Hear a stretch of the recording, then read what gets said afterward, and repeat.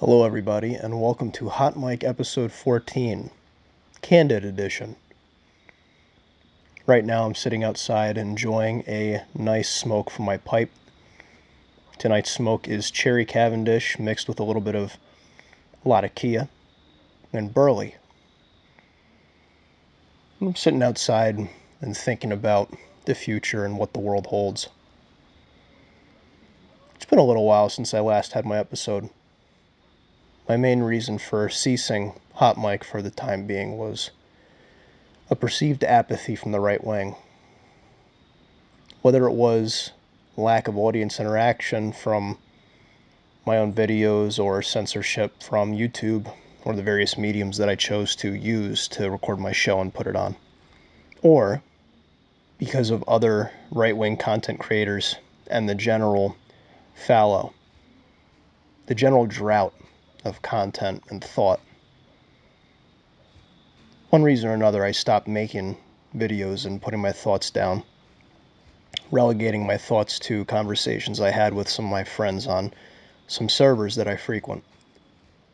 And it's kind of interesting that I'm sitting here and just recording outside on my phone, because this week CF came back for a 5-hour episode randomly dropped of Common Filth Radio.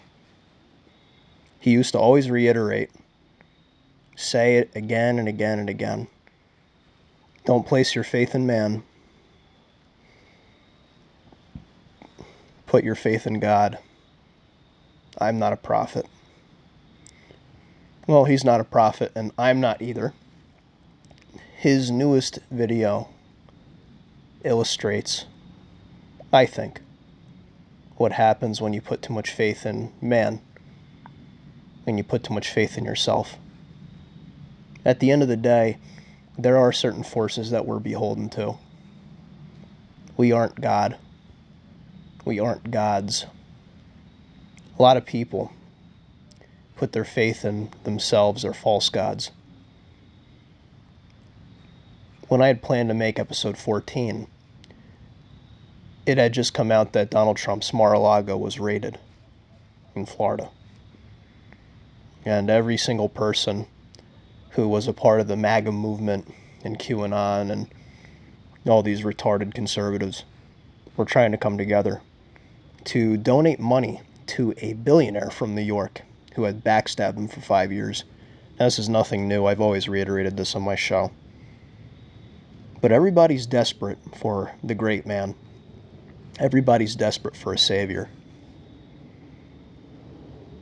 Some put their hope in a New York slimeball who sold their future out for them. Others are desperate for a voice crying out in the wilderness to let them know that they're not alone, as things seem more and more glib and gloomy and hopeless in the landscape of the culture. There's been a lot of stuff that's happened since the last episode. So much that I'm not going to be able to cover it. Honestly, I'm just putting my thoughts down as I'm sitting outside and just enjoying the night air and a moment's peace. The question is, what do I want to do? What is my intentions for this show? And what are my intentions as someone who wants a particular future for both myself, my race, and my eventual children, God willing, of course. I've been doing all along that I've been recording this show and putting it up on the internet. I've been doing all along what I believed to be the answer for the right wing as of right now, and Christians at large, and whites who want a future for our race. We will not see institutional power in our countries again, as they exist. What I mean by that is, speaking as an American at least, the demographics are such, and our institutions are organized as such, that us taking political power and doing everything by legislation simply just isn't a possibility. I also believe that the organizational structure that we're seeing, that we're forced to live under, isn't long for this world. And I think that the souls that are trapped in this demonic machine they can be likened akin to people drowning in the ocean as a ship, a large ship capsizes when people are trying to struggle to grab onto anything they can. What they need to be able to grab onto is truth, eternal truth. And they can't be alone and isolated. And CF's last episode taught me that. In truth, I haven't even finished it. I'm about 2 hours in. And I listen to his voice coming back after 2-3 years, and I'm there every Christmas wishing him a Merry Christmas. I'm there on his last video on Nostalgia Wound saying, hope you're doing well. I appreciate all that you've done for all of us. I know myself personally, I would not be a Christian without exposure to his stuff. But I digress from that point.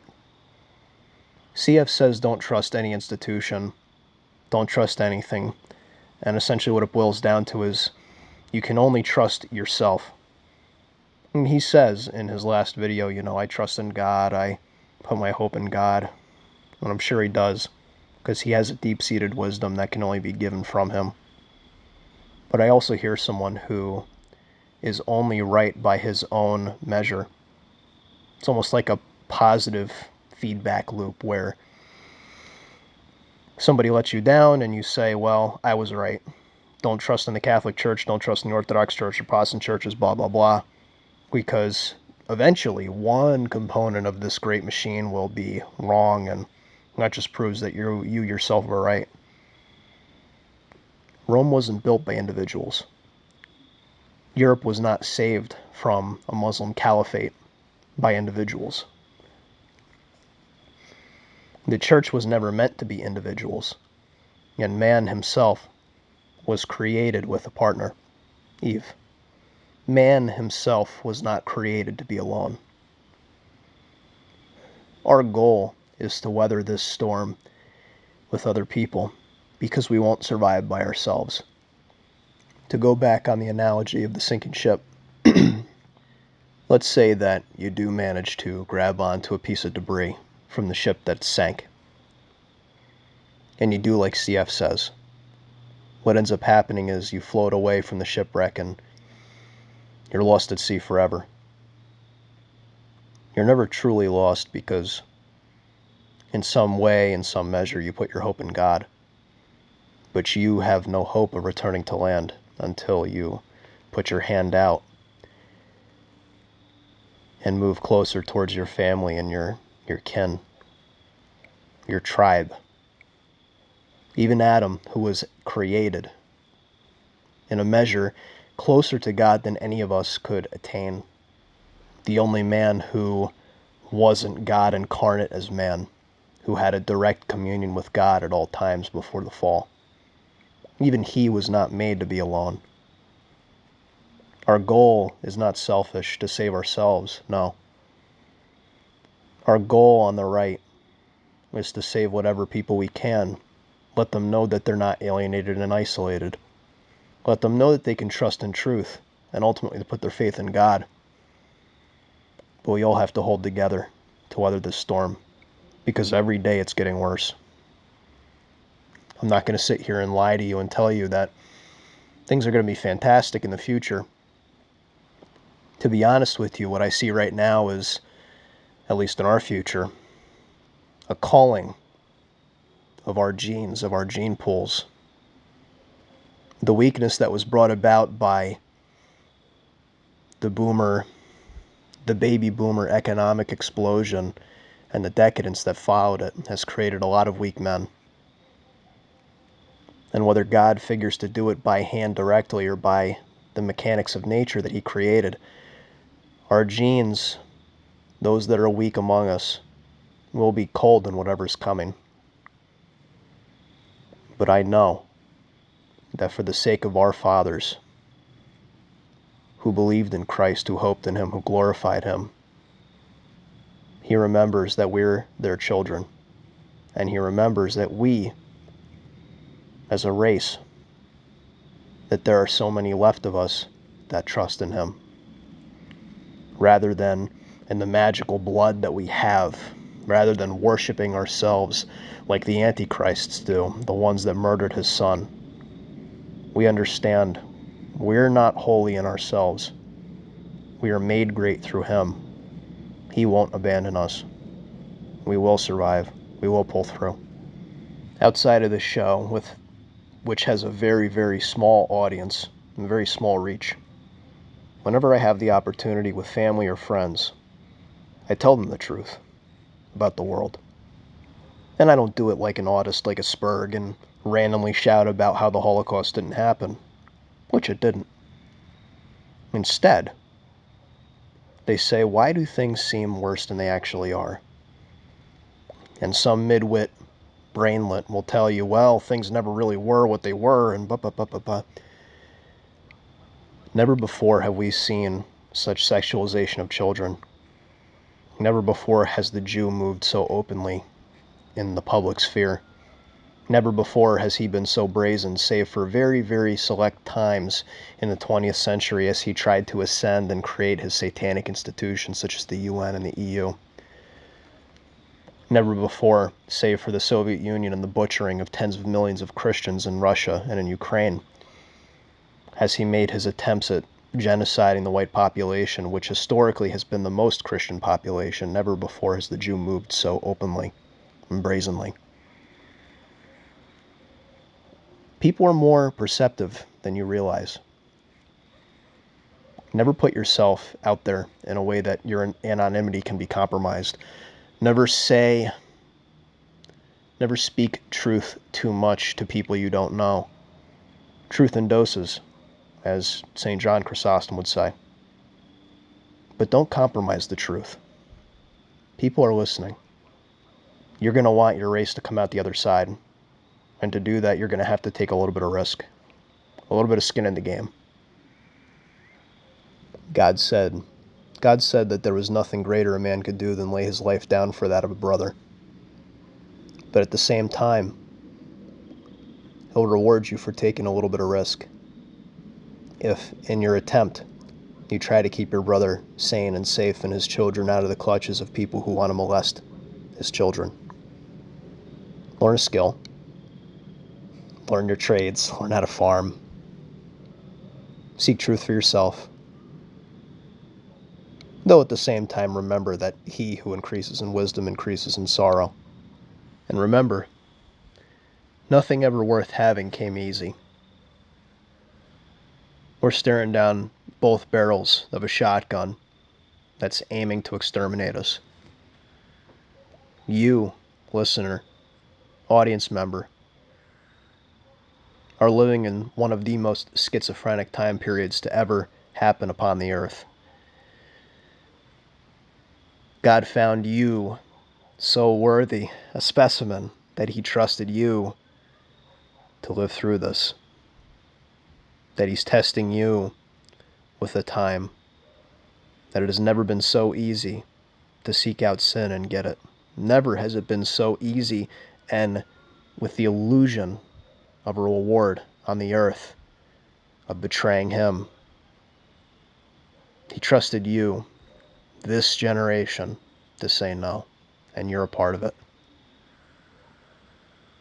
Both he and your ancestors, your fathers, every time you say no to the ways of the world, to the ways of the Antichrist, God and your fathers smile upon you when you say no and choose them.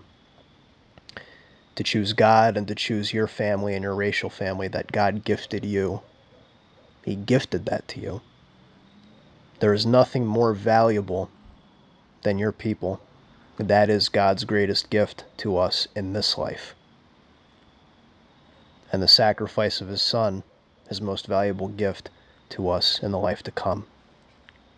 Now, as I promised over a month ago, I would answer some questions because I wanted to introduce this as a segment, as a part of the show, to try to create some audience interactivity, to create some kind of sense of community.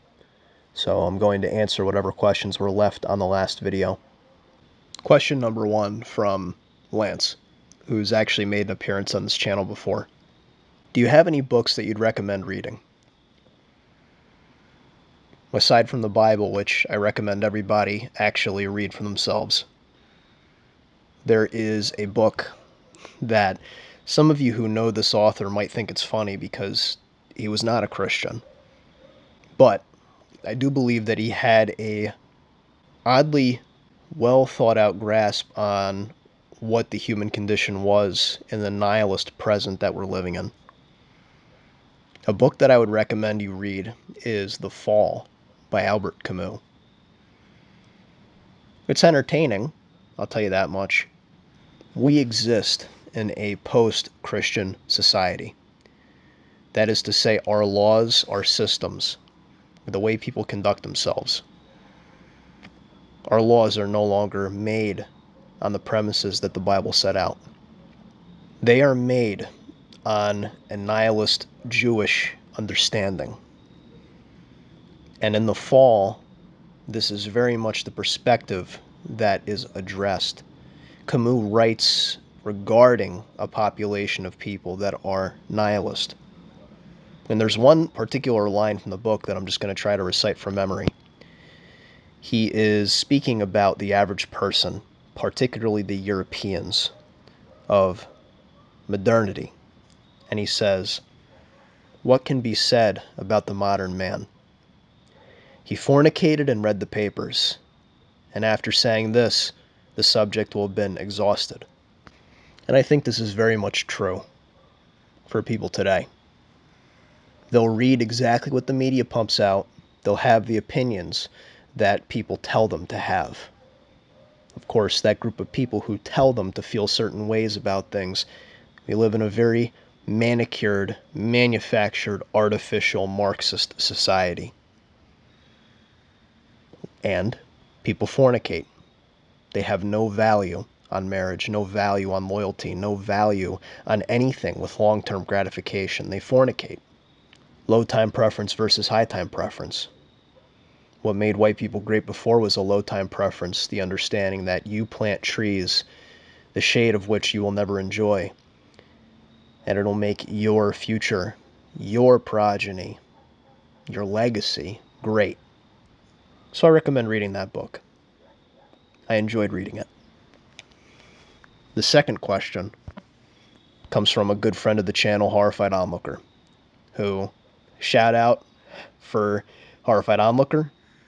He's always there to support a brother, always there to encourage us to keep going. And CF gave him a shout out in the last video too. So, good on you, man. But his question: if the United States does not collapse but keeps getting progressively worse as it is now, what would be a good plan for Christians living in this nation? Number 1, get out of the cities. Number 2, get out of the cities. Number 3, get out of the cities. We are going to be in a place that represents, we are going to be in a place very soon that reflects South Africa. We are going to be in a place that also reflects the Soviet Union in the early days, especially, where legislation overtly targets Christians, overtly targets the native population. You need to be in a place where when the collapse or rot eventually does happen, you have enough privacy that you can escape the worst of what's to come. As the breakdown of public works continues, as bridges continue to fail, as gas gets more expensive, as welfare and free food becomes harder to attain for the urbanites, they will take what they can from the people who have a low enough time preference to not live like they do. They will continue to rape white babies and white women and murder anyone who tries to stop them. We will continue to have court systems like we saw the other day, where a white man stops a black man from harassing someone at a gas station, gas stop, basically, in the mini-mart inside. And the black man, in response, goes to his glove box, gets a gun, and tries to shoot the white man over a verbal confrontation. The white man is shot in the back and killed, and they are not prosecuted. That's what we're moving to, and it's going to be increasingly it will be happening with increasing frequency. Continue to tell the truth to your friends and to your family, so that when this happens, you have already planted a seed in their mind and an understanding when bad things begin to happen to them, and with the eventuality of white people's feet being held to the fire, where they have no choice but to understand the truth and to look at things for the way they are, they remember what you told them, that they have to rely on each other. Because when this all happens, and it is right down the barrel very soon, they will not be, like I said, one of the people who tried to grab a piece of debris off the shipwreck and survive by themselves. Because eventually, that lone piece of debris will not be enough. Well, I want to thank you all for listening to Pipe Tobacco Outdoor Hot Mic Episode 14, Candid Edition, Barking Dog in the Distance Edition, if you can hear that. Remember, guys, Jesus Christ is the answer. He's your hope. He's your salvation. And your brother that he's gifted you is your friend. Don't forget them. Hail Christ. Hail victory. Thank you for listening, and I'll see you next time.